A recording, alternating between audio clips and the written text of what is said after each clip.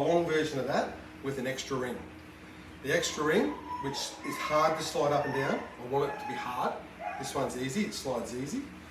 The extra ring is because I want, when I adjust it to my dog, I want it to roughly stay that size.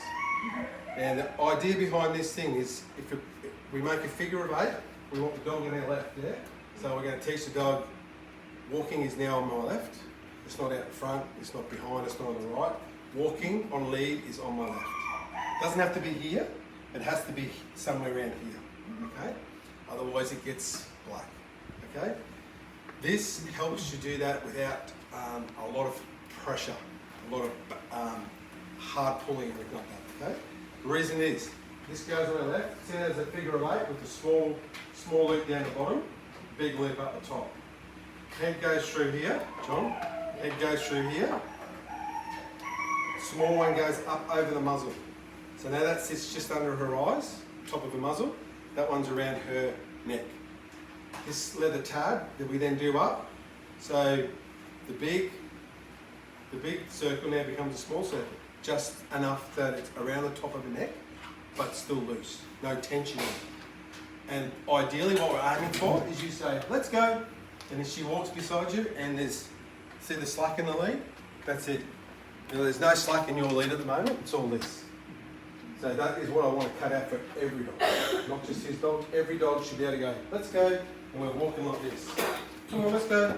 We're walking like this with our dog here. Cool? Easier said than done. But this piece of equipment will help you do that. Cool? The reason it works so well is because when you do give a pop on the lead, and we don't want to pull. I hate pulls. That teaches the dog nothing by pulling it back, because that's all she knows now anyway, and it's all probably a lot of your dogs know now, is just this is normal for the dog. So if we continue with that, she's just going to think this is normal. Nothing's changed. So what we have to teach the dog is the new normal is this, loosely, and if we correct the dog, it's a pop. It's a pop. Now I want you to feel that. So this is what the dog should feel. Hold it tight. This is what the dog should feel. That. Just like a boxer jabbing. Boxer doesn't jab. Boxer bang, like a piston. Good. Hold it again, mate. Pop. That's what the dog needs to feel. Good. Now, the more distraction we put in front of the dog, the more she will be resilient to that.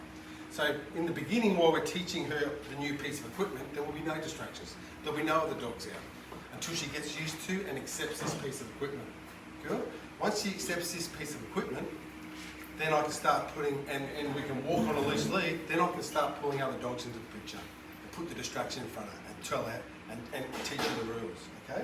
So that's going to be up to me for this one. This is probably going to take 20 minutes or so. But I need to do it with this dog, I need to get it done and be out of the way. Thanks, mate. The only other thing we have to abide by with your dog, because she's been declared a dangerous dog, is when other dogs are around, she has to be wearing a muzzle. Yeah? That's a non-negotiable, not for any other dog. Cool? So she has to cop this and a muzzle. Cool? She's obviously used to the muzzle because she's been wearing it a while. So hopefully she won't resent this too much because she's already used to something around there. But the thing is, when you pop this lead, it doesn't just hit the neck, it hits the neck and the muzzle somewhat. And if they try to pull, it's not using their big strong neck muscles, and which they are quite resilient with. It's actually they're pulling the brakes on too if they try to pull hard. Plus